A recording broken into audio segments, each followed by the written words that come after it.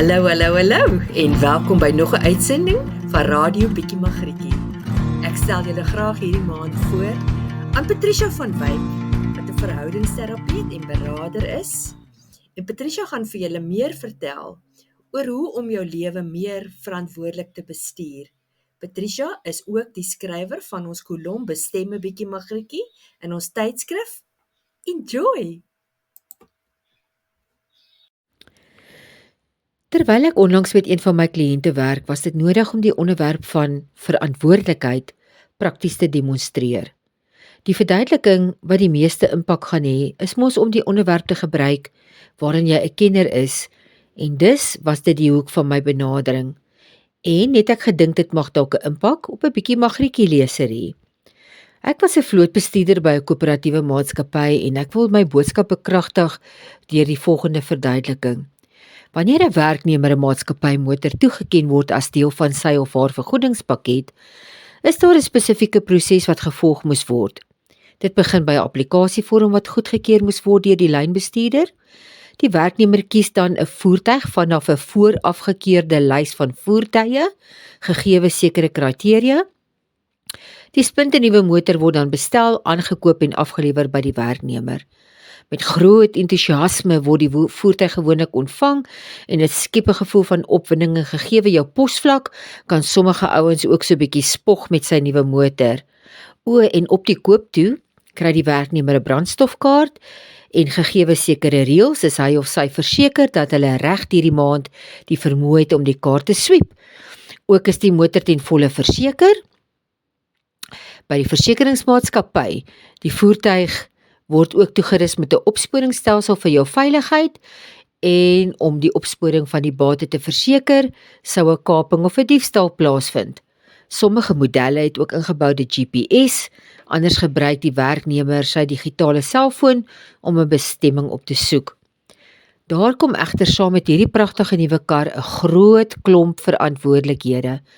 Sodra hierdie voertuig in ontvangs geneem word, is dit jou verantwoordelikheid om die reëls van die werkgewer na te kom ten alle tye, die motor te neem vir sy gereelde dienste soos voorgeskryf, ongeveer elke 40.000 km vervanging van bande te onderneem, ongelukke of insidente binne 'n gegeewe tyd te rapporteer aan die versekeringsmaatskappy, om die voertuig te versorg.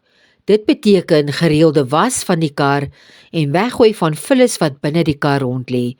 Boetes vir verkeersoortredings is betaalbaar deur die werknemer en die motor word aan die einde van die kontrak in 'n fair wear and tear toestand terugbesorg. En so is dit ook met die een lewe wat die Vader ons gegee het. Ons bestaan uit liggaam, siel en gees en dit is ons voertuig. Ek en jy het 'n verantwoordelikheid om hierdie lewe te bestuur. Niemand kan dit vir ons doen nie. Ek en jy kan nie passief hierdie lewe leef nie. Ons is hierdie lewe toegeken vir 'n doel. Op hierdie lewensreis wat ons aangepak het, ons het GPS nodig. Om te beplan hoe om by ons bestemming uit te kom, gebruik ons 'n padkaart of deesdae 'n GPS. Ons het die Heilige Gees as rigtingaanwyser, vertrooster en helper gekry. Stel jou GPS elke dag in sodat jy nie verdwaal nie. Daar is beslis baie afdraaipaadjies, doodlope en sandpaaie waarop ons kan beland, sou jy hardkoppig en eiesinnig jou lewe probeer bestuur sonder die inspraak van die Heilige Gees. Wanneer ons duike en stampe en stote opdoen, is dit ons verantwoordelikheid om by die paneelklopper uit te kom. Die emosionele herstelproses in ons sielsdimensie is wat gaan waarborg of jy weer agter die stuur van jou voertuig gaan inklim of nie. Wanneer 'n voertuig se verf afdop, gaan die roes een of ander tyd oorvat. Indien jy nie wilskrag het om deur jou pyn en seer te werk nie, gaan jou brein roes. Negatiewe denkwyses beïnvloed jou lewe. Sorg om gereeld by die washby uit te kom. Die woord van God en gebed is dit wat ons suiwer. Dis nie opsioneel in ons leefstyl nie. Dis nodig om skoon gewas te word van die dinge wat so maklik aan ons kom afsmeer en somtyds ongevraagd. Dis mos hoe ons vyand werk, subtiel. Ons geestemensie wat so maklik besoedel en beïnvloed word, hoe kom ek in vrymoedigheid voor my Skepper wanneer my gees so besoedel is dat ek hom nie meer kan ervaar nie. Top die olie op, vul die waterkannetjie en pomp die wiele gereeld. Dit is die wonderlike nuus van die evangelie. Verlustig jou in die Here, sit jou praise en worship musiek op en sing uit volle bors, terwyl jy die oggendverkeer aandurf. Dit gaan wondere vir jou siel verrig. Fokus op hom wat jou die krag gee en jou deurdra. Raak dankbaar vir dit wat ons het in steede om te fokus op dit wat ons nie het nie. Gooi die vullis weg. Wees versigtig met wie jy omgaan, wie jy in jou binnekring toelaat en wie jy vertrou. Ja, ons het beslis iemand nodig by wie ons kan klankbord, sonder om veroordeeld en beoordeeld te voel. Vra Vader vir so vertrouling in jou binnekring, wat waarde kan toevoeg tot jou lewe, en nie net altyd saamstem met jou nie. Wat sou tog die doel van objektiwiteit wees, as ons nie oop is vir opbouende terugvoer nie?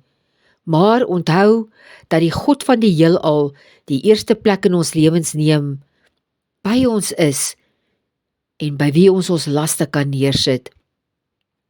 En moenie vergeet om brandstof in te gooi nie. Energie is die brandstof wat ons nodig het om ons lewens aan te pak, sinvol te leef en genoeg oor het om uit te deel. Dalk is dit tyd om te evalueer wat of wie jou energie so tap. Is jy dalk 'n people pleaser en kan net nie nee sê nie? Jou brandstoftank gaan vinnig uithardloop. Maak tyd vir stil word en sommer net iets lekker vir jouself doen. Jy mag maar. Dink net aan Martha en Maria van die Bybel en hoe kosbare tyd Maria saam met Jesus gehad het. Maar Martha kon dit nie verstaan nie, want haar brandstoftank was leeg. Hou jou spoed dop. Roekelose bestuur gaan 'n prys kos. Ons het nie die reg om ons medereisigers op die pad in gevaar te stel nie. Kom ons wees nie die een wat lewens verwoes deur ons selfsugtige optredes nie. Doen genoeg introspeksie en verstaan waar jou frustrasie en kwaad vandaan kom. Die wêreld het oor genoeg beraders by wie ons kan aanklop. Maak werk daarvan, want spoed kan ook veroorsaak dat jy verongeluk.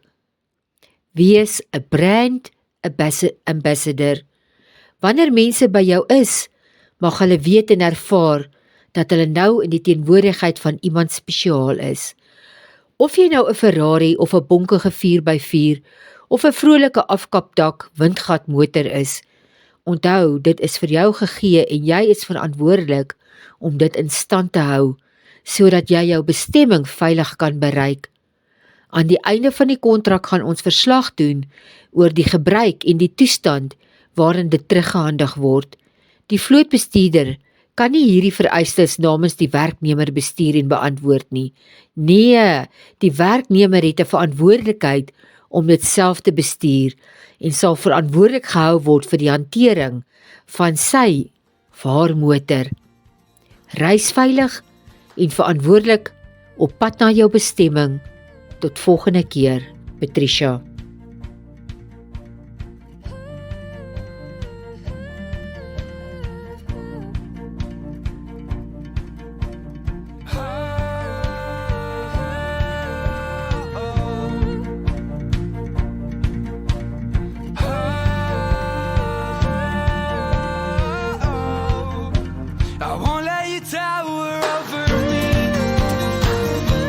Nou ja, toe, daar het jy dit.